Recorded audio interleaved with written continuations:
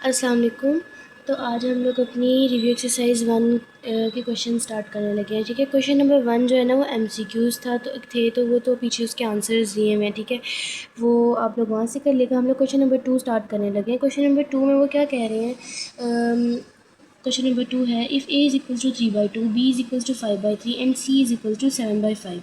अगर ए की वैल्यू 3/2 है, बी की 5/3 और सी की 7/5 है, देन वेरीफाई। तो आपने ये वेरीफाई करना है कि ए को बी प्लस सी से मल्टीप्लाई कराएं तो वो इक्वल होगा ए को बी से मल्टीप्लाई कराना प्लस बी ए को सी से मल्टीप्लाई कराना। ठीक है, ये क्या है, डिस्ट्रीब्यूटिव प्रॉपर्टी यहाँ पर दिखा रहे हैं कि अगर ये ए इस पूरी वैल्यू से मल्टीप्लाई हो रहा है, इसका मतलब ये है कि ए बी से भी हो रहा है और ए सी से भी हो रहा है। ठीक है, इस प्रॉपर्टी को कहते हैं डिस्ट्रीब्यूटिव प्रॉपर्टी।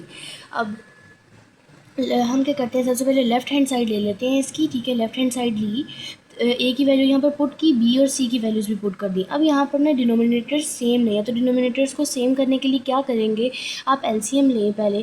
तो 3 और 5 का एलसीएम क्या आएगा, 3 1 ज़ा 3 और 5 1 ज़ा 5, फिर 5 1 ज़ा 5, तो 3 5 ज़ा 15 आएगा। ठीक है, तो 15 यहाँ पर लिखेंगे, एलसीएम लेना आता ही होगा आप लोगों को। 15 यहाँ पर लिखा, 3 के टेबल में 15 कहाँ पर आता है, 5 पर, तो 5 से मल्टीप्लाई कराएंगे ऊपर वाली वैल्यू को। 5 5 ज़ा 25, फिर 5 के टेबल में 15 कहाँ पर आता है, 3 पर, तो 7 3 ज़ा 21, 25 और 21 को प्लस करेंगे तो 46 आएगा और फिर ओवर 15 आ गया।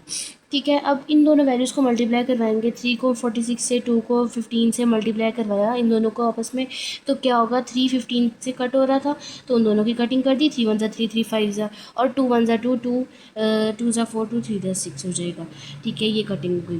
फिर उसके बाद आंसर क्या आया, 23/5 आंसर आ गया। ये आया लेफ्ट हैंड साइड का। अब हम लोग राइट हैंड साइड को देख लेते हैं। राइट हैंड साइड क्या है, ए बी को ए प्लस करना है ए सी में। ठीक है, ए की वैल्यू लिखी, बी की लिखी, प्लस ए की लिखी, सी की लिखी।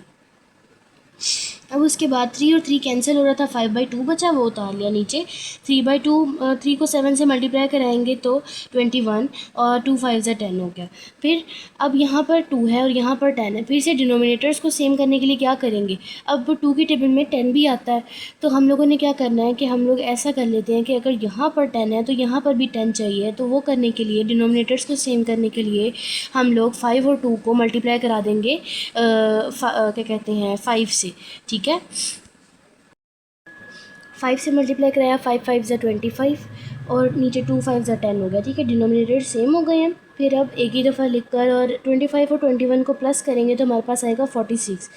फिर 2 के टेबल में 2 5 ज़ा 10 और 2 2 ज़ा 4 2 3 ज़ा 6, कटिंग हो गई, तो आपके पास आंसर है 23/5। पिछले वाले जो लेफ्ट हैंड साइड थी उसका आंसर भी यही था 23/5, और इस वाले का आंसर भी 23/5 है।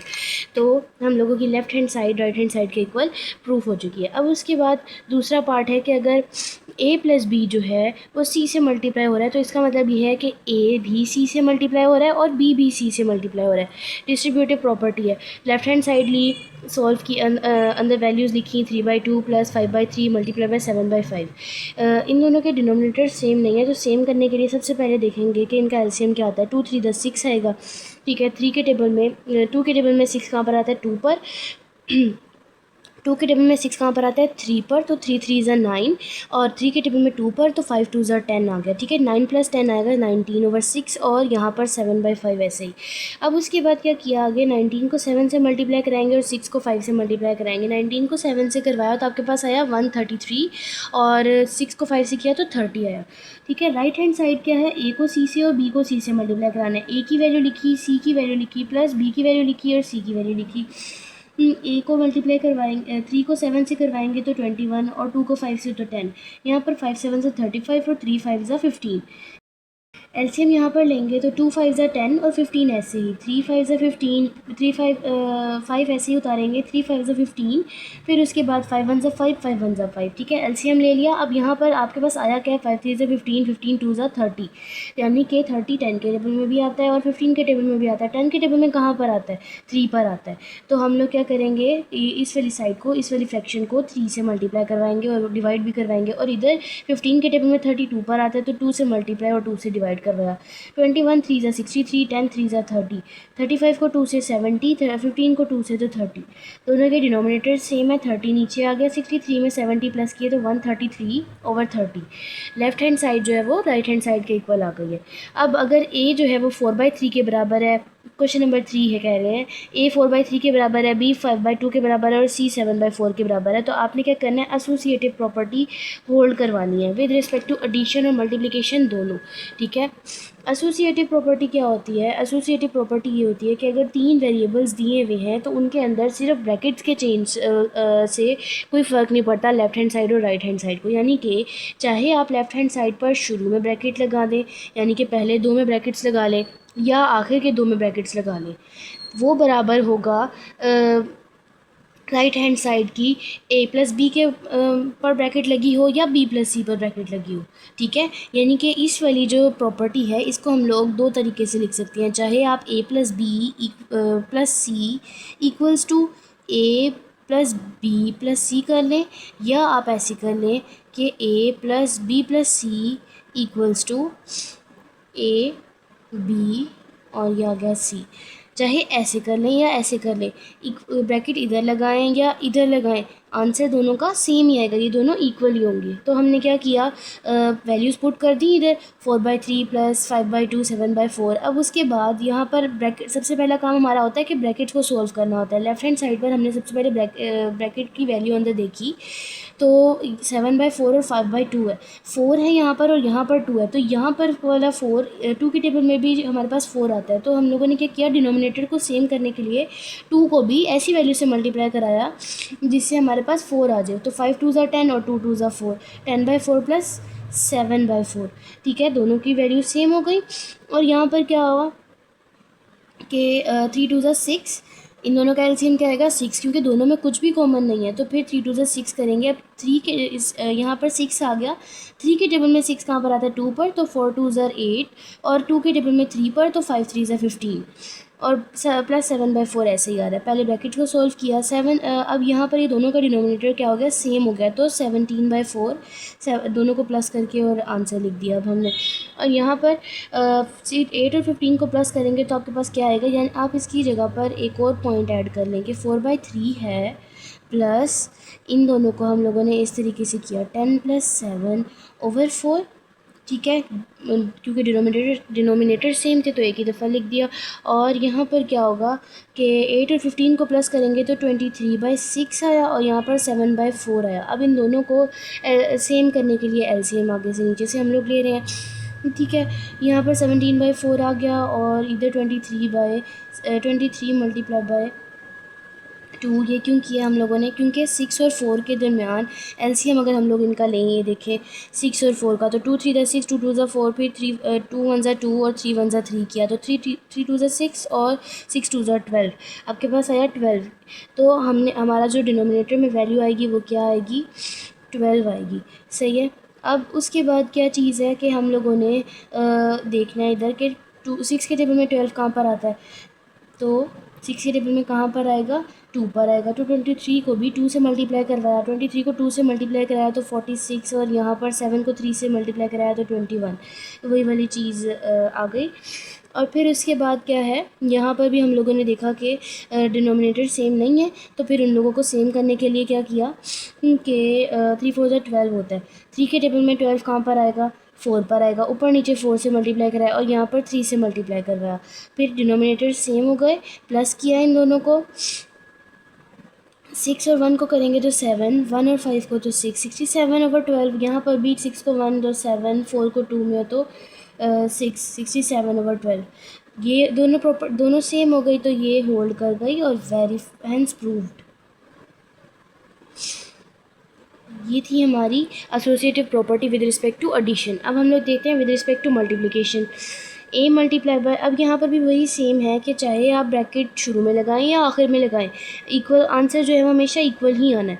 ठीक है, वैल्यूज़ पुट की मल्टीप्लाई करवाने के लिए। अब उसके बाद देखेंगे कि 5 7 ज़ा 35 और 2 4 ज़ा 8 और यहाँ पर 4 5 ज़ा 20 और 3 2 ज़ा 6 मल्टीप्लाई बाय 7/4। कटिंग की 4 1 ज़ा 4, 4 5 ज़ा 20 और यहाँ पर 4 वन ज़ा 4, 4 टू ज़ा 8, फिर 35 वन ज़ा 35 और 3 टू ज़ा 6, ये आंसर आ गया। और इसी तरीके से 5 7 ज़ा 35 और 6 वन ज़ा 6, ये आंसर आ गया। दोनों का आंसर सेम है, तो ये वाली प्रॉपर्टी भी विद रिस्पेक्ट टू मल्टीप्लिकेशन भी प्रूव्ड हो चुकी है, हेंस प्रूव्ड। अब क्वेश्चन नंबर 4 में वो क्या कह रहे हैं, is zero is a rational number. अब उन्होंने कहा कि हमने ये बताना है कि ज़ीरो एक रेशनल नंबर है या नहीं है। तो ज़ीरो रेशनल नंबर है या नहीं है ये बताने के लिए हमें ये बताना चाहिए कि रेशनल नंबर क्या होता है। रेशनल नंबर अगर सिंपल बात करें ना, तो ऐसा नंबर होता है जिसको हम लोग पी ओवर क्यू की फॉर्म में लिख सकें, फ्रैक्शन की फॉर्म में लिख सकें, ठीक है। तो ज़ीरो जो है उसको हम लोग फ्रैक्शन की फॉर्म में लिख सकते हैं। ज़ीरो को डिवाइड करवा सकते हैं हम लोग 1 से, 2 से, 3 से, यानी कि उसको फ्रैक्शन की फॉर्म में लिख सकते हैं हम लोग। तो इसका मतलब है कि ज़ीरो जो है वो एक रेशनल नंबर है। तो हम लोग यहाँ पर लिखेंगे as rational numbers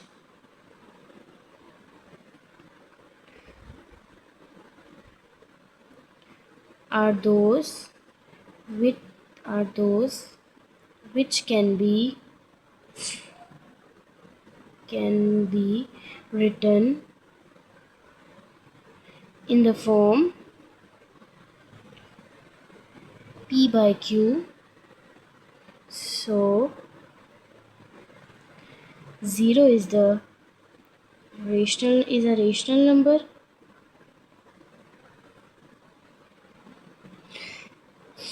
because it can be written in P by Q form। ठीक है, या आप सिंपल सा बस ये कह दें yes it is a rational number.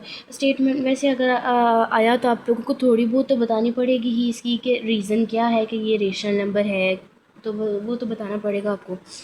खैर नेक्स्ट क्वेश्चन करते हैं, क्वेश्चन नंबर 5।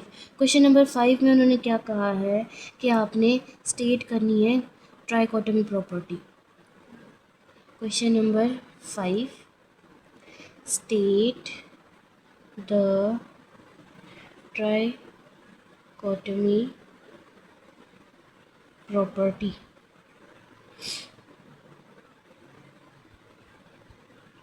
ट्राइकोटोमी प्रॉपर्टी क्या कह रही है,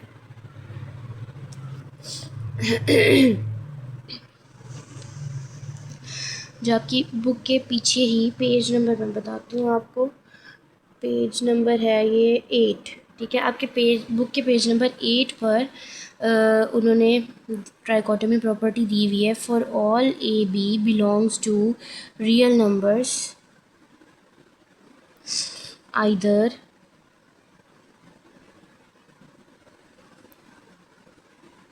ए इक्वल्स टू बी और ए ग्रेटर देन बी और बी ग्रेटर देन ए। अब ये प्रॉपर्टी का मतलब क्या है, इस साइन को कहते हैं फॉर ऑल,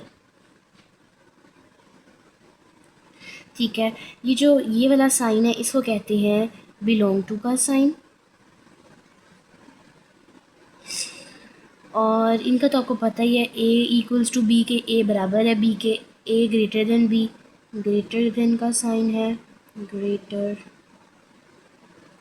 और ये भी सेम वही है, ग्रेटर देन का साइन ही है, ठीक है। अब उन्होंने क्या कहा हुआ है, फॉर ऑल ए बी, तमाम ए बी के लिए जो कि रियल नंबर्स से बिलोंग करेंगे, यानी कि रियल नंबर्स के अंदर से लिए गए तमाम ऐसे ए बीज आइदर ए बराबर हो बी के, या बी ए बड़ा हो बी के और बी बड़ा हो ए के। तो ये क्या करेगी, ये है हमारी ट्राइकोटोमी प्रॉपर्टी कि तमाम नंबर्स में ये कंडीशन पाई जाती है और ये प्रॉपर्टी पाई जाती है, और इस प्रॉपर्टी को कहते हैं ट्राइकोटोमी प्रॉपर्टी, ठीक है। क्वेश्चन नंबर 6 का कह रहा है कि आपने रेशनल नंबर फाइंड करनी है बिटवीन 4 एंड 5, दो रेशनल नंबर्स फाइंड करने हैं। तो ये सेम जो है हमारा एक्सरसाइज 1.1 का ना लास्ट वाला पार्ट है ना, उसकी तरह है, ठीक है। अब 4 एंड 5 के दरमियान दो रेशनल नंबर्स फाइंड करने हैं। सबसे पहले हम लोग पार्ट उतार लेते हैं, 4 एंड 5 है, ठीक है, तो फर्स्ट रेशनल नंबर निकालने के लिए क्या करेंगे, रेशनल नंबर हम क्या करते हैं कि 4 और 5 को प्लस करते हैं और फिर डिवाइड करवा देते हैं उसको 2 से। ठीक है, दो भी वैल्यूज़ होती हैं, जितनी भी वैल्यूज़ होती हैं उनको प्लस कराना है और फिर उनको डिवाइड करवा देना है 2 से। ठीक है, तो 4 + 5 9 और उसको डिवाइड करवा दिया 2 से, तो आपका पहला रेशनल नंबर आ जाएगा 9/2। ठीक है, 4 और 5 के दरमियान आपके पास एक रेशनल नंबर आ गया 9/2। अब आपने क्या करना है, इन दोनों के दरमियान एक और रेशनल नंबर निकालना है, सेकंड रेशनल नंबर। वो निकालने के लिए क्या करेंगे, 9/2 और प्लस करेंगे उसको 5 से और फिर डिवाइड करवा देंगे 2 से। तो यहाँ पर 2 है, यहाँ पर भी 2 चाहिए, तो मल्टीप्लाई और डिवाइड करवा देंगे इसको 5 को 2 से, 1 है तो 2 से, 5 2 ज़ा 10 और 2 1 ज़ा 2। अब ये सेम हो गए डिनोमिनेटर्स। अब इनको इस तरीके से लिखकर 9 + 10 डिवाइडेड बाई 2 ऐसे ही आ रहा है। 9 + 10 हो जाएगा 19 डिवाइड बाई 2। अच्छा जी, अब ये डिवाइड है, डिवाइड से मल्टीप्लाई में जाएगा, इसके नीचे कुछ भी नहीं है, नीचे 1 है। डिवाइड से मल्टीप्लाई में जाएगा तो वैल्यूज़ क्या हो जाती हैं, वैल्यूज़ होती हैं ऊपर नीचे, तो ये हो जाएगा 1/2 और आपके पास आंसर आएगा 19/4। ठीक है, क्वेश्चन नंबर 6 भी सोल्व हो गया। क्वेश्चन नंबर 7 देखते हैं। क्वेश्चन नंबर 7 के कुछ पार्ट्स हैं। क्वेश्चन नंबर 7,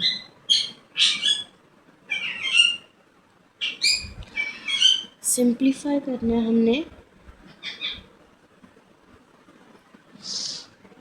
वैल्यूज़ दी हुई हैं। पहला सवाल है raised to power 5 x 15 y 35 और z है 20। अब उसके बाद हमने क्या करना है, ये जो रूट है इसकी पावर क्या होती है, इसको हम लोग 1/5 भी लिख सकते हैं। ठीक है, और अंदर आएगा x 15 y 35 और z 20 इक्वल्स, यहाँ पर क्या होगा कि 15 पावर्स को अंदर मल्टीप्लाई करा देते हैं, 5 मल्टीप्लाई y 35 मल्टीप्लाई बाय 1/5 और नीचे z 20 मल्टीप्लाई बाय 1/5। 5 1 ज़ा 5, 5 3 ज़ा 15, 5 1 ज़ा 5, 5 7 ज़ा 35, 5 1 ज़ा 5 और 5 4 ज़ा 20। आपके पास आंसर आएगा x 3 y 7 और z 4। ये आंसर आ गया आपके पास। क्वेश्चन सेकंड पार्ट है इस क्वेश्चन का, क्वेश्चन नंबर 7 का। 327 की पावर 2x, तो ये किस तरीके से होगा, 27 जो होता है वो 3 का क्यूब होता है, 2x साथ ही आ रहा है और ये जो है स्क्वायर रूट क्यूब रूट है ये, तो इसको इस तरीके से लिख सकते हैं 1/3। फिर ये पावर अंदर मल्टीप्लाई हो जाएगी, तो 3 की पावर 3 मल्टीप्लाई बाई 2x और ये जो पावर थी ये भी मल्टीप्लाई हो गई 1/3। 3 3 से कैंसिल, आपके पास खाली बचा 3 की पावर 2x। 3 की पावर 2x को हम लोग क्या करते हैं कि 3 का स्क्वायर किसके बराबर होता है, अगर इस तरीके से कर लें 3 की पावर 2 और x अलग, तो 3 का स्क्वायर 9 के बराबर होता है और 9x आपके पास आंसर आ गया। अब इसका क्वेश्चन नंबर पार्ट नंबर 3 देखते हैं।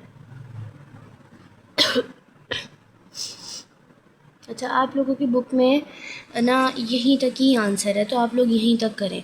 ठीक है, इसको चाहे आप छोड़ दें, स्किप कर दें, है ये भी ठीक, लेकिन आप इसको स्किप करके यहीं तक ही करें। पार्ट नंबर 3 है 6 multiply 3n+2 over 3n+1 -3n। अच्छा, 6 ऐसे ही, या हम लोग इस तरीके से कर लें कि 6 को स्प्लिट कर दें, 2 3 दा 6 होता है, 2 सेपरेट और 3 सेपरेट। 3 की पावर 1 है, 3 की पावर n+2 है, नीचे आ गया 3 की पावर n+1 ऐसे ही, माइनस 3 की power n।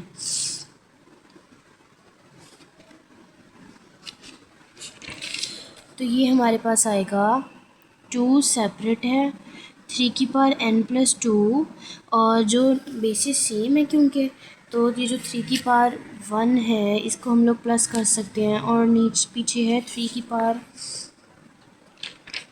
n+1 minus 3n है, तो वो ऐसे ही आ गया। अब उसके बाद 2 ऐसे ही रहेगा, बेसिस सेम है तो पावर्स को ऐड कर लेंगे, 3 की पावर n+1 प्लस 2, 3 की power n+1 minus 3n, 2 multiply by 3 की पावर क्या हो जाएगा n+3, और नीचे आएगा 3 की पावर n+1 माइनस 3 की पावर n। अब यहाँ पर से तो हम लोग ये वाली साइड तो पूरी ही इधर कर सकते हैं, नीचे वाले में से कॉमन क्या ले सकते हैं, 3 की पावर n इधर भी है और 3 की पावर n इधर भी है, तो हम लोग क्या करें कि 3 की पावर, ये तो एज इट इज़ n+3 आएगा मल्टीप्लाई बाई 2, 3 की पावर n को कॉमन ले लें तो अंदर क्या बचेगा, 3 की पावर 1 बच जाएगा, और यहाँ पर जब पूरी वैल्यू हमने बाहर कॉमन ले ली तो अंदर खाली 1 बचेगा, ठीक है, n+3 और नीचे 3 की पावर n, 2, 3 में से 1 निकाले तो 2, 2 1 ज़ा 2, 2 1 ज़ा 2, ये कैंसिल, और ये जो नीचे वैल्यू है ये नीचे प्लस में है, जब ऊपर जाएगी तो माइनस में हो जाएगी, n+3 और माइनस n, इसकी पावर प्लस में है तो ऊपर जाकर माइनस होगी। आपने ये नहीं करना कि ये ऐसे कर दें, नीचे प्लस में थी ये वैल्यू, ऊपर जाकर माइनस में हो जाएगी, सिर्फ पावर माइनस में होगी, बाकी ये दोनों आपस में मल्टीप्लाई हो रहे हैं। अब उसके बाद 3 की पावर n+3, बेसिस सेम होती है तो पावर्स को ऐड कर लेते हैं, तो प्लस और ये माइनस n आपके पास हो जाएगा 3n+3 plus minus minus n, तो ये n से कैंसिल हो जाएगा, आपके पास खाली बचेगा 3 का क्यूब, तो 3 का क्यूब होगा 27, आपके पास इसका भी आंसर आ गया।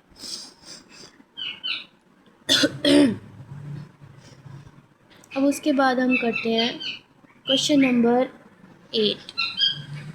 क्वेश्चन नंबर 8 वो कह रहे हैं consecutive odd integers. Question number 8 है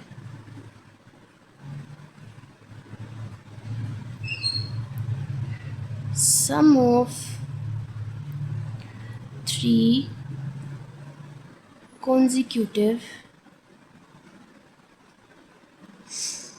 odd integers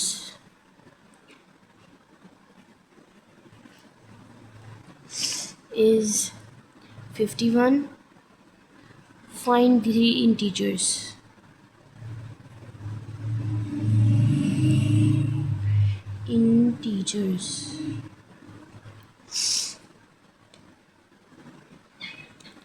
अब पहला जो एक्सरसाइज 1.3 का जो पहला सवाल था ना, उसके अंदर तो उन्होंने आप लोगों को कहा था कि सिर्फ कॉन्जिक्यूटिव इंटीजर्स हैं, आपने वो वैल्यूज़ उनकी फाइंड करनी है। अब यहाँ पर उन्होंने क्या कह दिया कि इसे ओड इंटीजर्स हैं तो ओड इंटीजर्स की वैल्यू फाइंड करनी है। ओड इंटीजर्स का मतलब क्या है, कॉन्जिक्यूटिव भी है जो कि, ओड इंटीजर्स का मतलब क्या है, जैसे 3, 5 है, फिर 7, 9 इस तरीके से हैं, तो वो हम लोग कैसे लाएंगे। अगर एक इंटीजर x है तो दूसरा इंटीजर कौन सा होना चाहिए, x+1 होगा तो वो तो इवन हो जाएगा, x+2 करेंगे तो वो ओड होगा, जैसे 1, अगर एक x जो है वो 1 है तो ओड इंटीजर 2 प्लस करेंगे तो वो 3 हो जाएगा। फिर एक इंटीजर ये हो गया x+2, फिर उसके बाद 3 प्लस करेंगे तो फिर क्या होगा, 1 में 3 प्लस करेंगे तो वो फिर से ओड हो जाएगा, इवन हो जाएगा। तो फिर हम लोग क्या करेंगे कि एक है हमारे पास, सेलेक्ट कर लेते हैं, जैसे x इज़ इक्वल्स एक फर्स्ट इंटीजर जो है वो हमारे पास है x है, ठीक है। तो सेकंड इंटीजर क्या होगा, सेकंड इंटीजर वो हमारे पास हो जाएगा x+2। वो क्यों कि अगर x जो है वो 1 के इक्वल है तो 1+2 हमारे पास आएगा 3, ठीक है। इसी तरीके से अब तीसरा इंटीजर क्या होगा, x में 3 प्लस करेंगे तो वो तो हमारे पास 4 आएगा ना, तो हम लोग x में 4 प्लस करके देखेंगे तो 4 + 1 5, तो अगला इंटीजर हो जाएगा x+4, ठीक है। थर्ड इंटीजर अब इन तीनों को प्लस करते हैं, x+x+2 + x+4 equal to 51। X और एक्स और एक्स ये 3x हो गए और ये 2 + 4 + 6 हो जाएगा इक्वल्स टू 51। 6 इधर प्लस हो रहा है, उधर जाकर माइनस हो जाएगा। 51 - 6 तो ये आएगा आपके पास 45 और ये 3x। 3 इधर मल्टीप्लाई हो रहा है, इधर जाकर डिवाइड हो जाएगा। तो 3 × 1 = 3 और 3 × 1 = 3, 3 × 5 = 15। x is equals to 15। ये आपके पास पहला इंटीजर आया है। अब आपने बाकी सारे दोनों निकालने हैं। सेकंड इंटीजर, ये फर्स्ट था, first integer. Second integer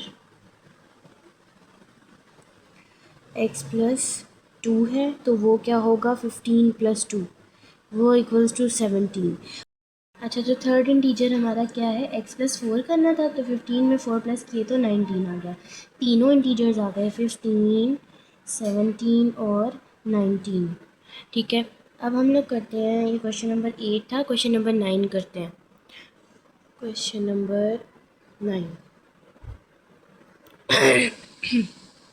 question number 9 क्या कह रहा है, क्वेश्चन नंबर 9 कि Abdullah picked up 96 balls and placed them into 2 buckets. One bucket has 28 more balls than the other bucket. How many balls were in each bucket? अच्छा जी, Abdullah picked up 96 balls. Abdullah ने उठाई हैं 96 balls, ठीक है, and place them into 2 buckets, और उसने इनको रखा है, placed them into 2 buckets.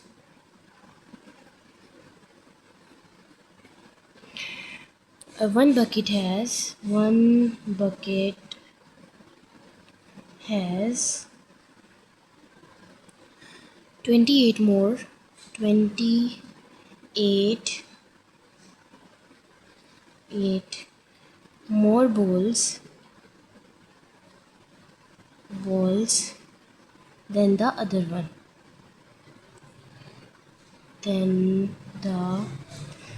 one.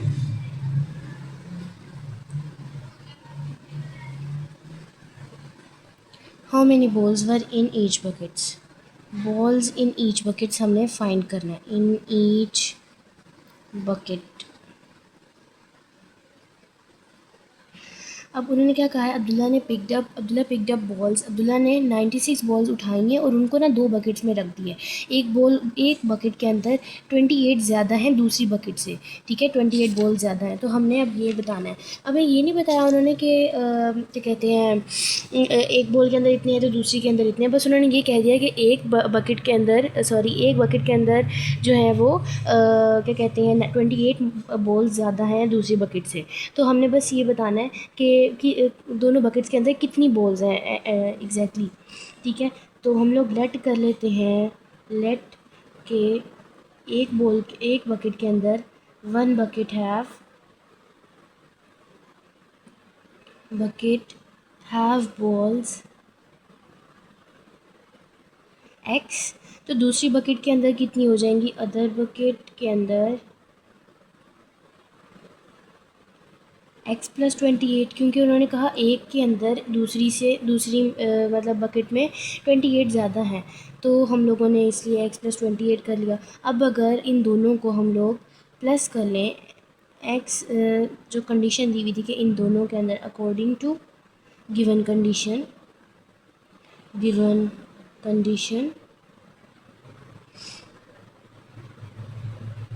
कि दोनों बकेट्स में टोटल कितनी हैं बॉल्स, वो देख लेते हैं। x+28 वो किसके बराबर थी, 96 बॉल्स, क्योंकि टोटल बॉल्स जो थी वो दोनों बकेट्स के अंदर डिवाइड की थी ना, तो ये हो जाएगा x और x 2x, और ये 28 इधर प्लस हो रहा है, उधर जाकर माइनस हो जाएगा 96 माइनस। तो जब हम लोग 2x इक्वल्स टू 96 माइनस 28, 96 में से 28 करेंगे तो क्या हो जाएगा, ये 68, और ये 2 यहाँ पर मल्टीप्लाई हो रहा है, इक्वल की उस साइड पर जाकर डिवाइड हो जाएगा। 2 1 ज़ा 2, 2 3 ज़ा 6, 2 4 ज़ा 8, x इज इक्वल्स टू 34 आया। अब दूसरी बकेट के लिए क्या करेंगे, x प्लस 28, तो 34 प्लस 28, तो वो आ जाएगा हमारे पास 62, ये आंसर। क्वेश्चन नंबर ये हमने किया है, क्वेश्चन नंबर 9। अब क्वेश्चन नंबर 10 की तरफ चलते हैं। क्वेश्चन नंबर 10, क्वेश्चन नंबर 10 क्या कह रहा है कि Salma invested ₹3,50,000 in a bank. Salma invested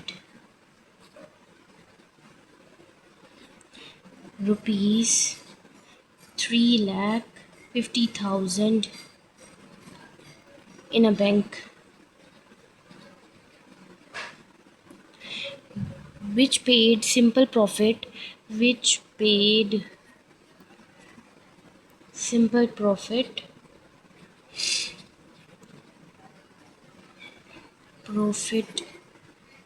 at 7.1/4%, ठीक है, पर एनम सालाना। अब उन्होंने पूछा है कि 2 साल बाद जो रेट है वो इंक्रीज़ हो गया है, 2 साल बाद after 2 years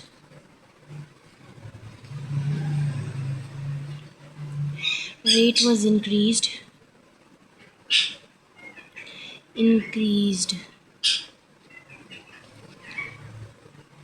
to 8% per annum, 8% per annum. Find the amount she had at the end of 7 years. तो आपने ये बताना है, find the amount she had at the end of 7 years. क्या कहा उन्होंने कि सलमा ने इन्वेस्ट किए हैं 3,50,000 एक बैंक में, जिसका सिंपल प्रॉफिट जो है वो 7.1/4% है, पर एनम साल का प्रॉफिट है, ठीक है। आफ्टर 2 years 2 साल बाद जो रेट है वो इंक्रीज़ हो गया 8% पर एनम। तो आपने अमाउंट बतानी है कि उसके पास at the end of 7 years के आखिर में उसके पास कितनी रकम बची है, ठीक है। तो सवाल शुरू करने से पहले ना हम इसके कुछ बेसिक कॉन्सेप्ट्स देख लेते हैं कि क्या क्या चीज़ें जो हमने लिखी हैं वो पहले समझ लेते हैं क्या होती हैं, ठीक है। सलमा ने क्या किया, इन्वेस्ट किए हैं पैसे 3,50,000 बैंक में, ठीक है। तो जो अमाउंट उसने इन्वेस्ट किए हैं ना बैंक के अंदर, वो अमाउंट हमारी प्रिंसिपल अमाउंट है। कोई अमाउंट अगर बोरो की जाती है, लोन लिया जाता है या वो इन्वेस्ट की जाती है बैंक के अंदर, तो उस अमाउंट को हम लोग कहते हैं प्रिंसिपल अमाउंट, ठीक है। अब जैसे कि सलमा ने इन्वेस्ट किए थे यहाँ पर, ठीक है। और रेट ऑफ इंटरेस्ट, रेट यानी कि आर जो हमने यहाँ पर यूज़ किया हुआ है, रेट हमारा ये जो उन्होंने दिया हुआ है कि साल भर की जो रेट था वो पहले था 7.1/4, लेकिन उसके बाद क्या हुआ, वो 8% हो गया। तो ये रेट है जिस रेट पर बैंक जो है आपको या तो लोन देता है या फिर आप लोग वो इन्वेस्ट करते हो पैसा, ठीक है। जैसे पहले 2 साल के लिए 7.25% है और फिर 5 सालों के लिए आगे 8% हो गया। और टाइम कितना अरसा लगा उसे ये इन्वेस्ट करने में, या मतलब कि ये रेट कितने अरसे तक रहा, तो वो जो हमने यूज़ किया हुआ यहाँ पर वो वाला है, ठीक है। अब ये चीज़ें हो गई। सिंपल इंटरेस्ट क्या होता है, सिंपल इंटरेस्ट सिंपल इंटरेस्ट हम लोग निकालते हैं जो इंटरेस्ट उसने गेन किया है ना बैंक से अपनी अमाउंट को रखवा कर या अमाउंट पर इन्वेस्ट करके, तो वो हमारा सिंपल इंटरेस्ट होता है, ठीक है।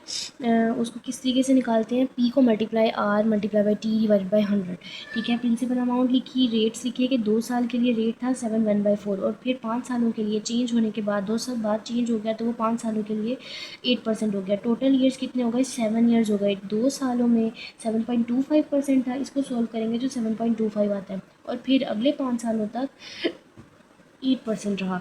फॉर्मूला क्या है, सिंपल इंटरेस्ट निकालना है हमने, तो P multiply by R multiply by T, यानी कि प्रिंसिपल अमाउंट को रेट से मल्टीप्लाई कराएंगे और फिर टाइम से मल्टीप्लाई करवाएंगे। और फिर डिवाइड करा देंगे 100 से। अब हमने यहाँ पर दो इंटरेस्ट निकालने हैं, वो कौन कौन से, एक 2 सालों वाला और एक 5 सालों वाला। तो 2 सालों वाला क्या है, सिंपल इंटरेस्ट 1 हो जाएगा।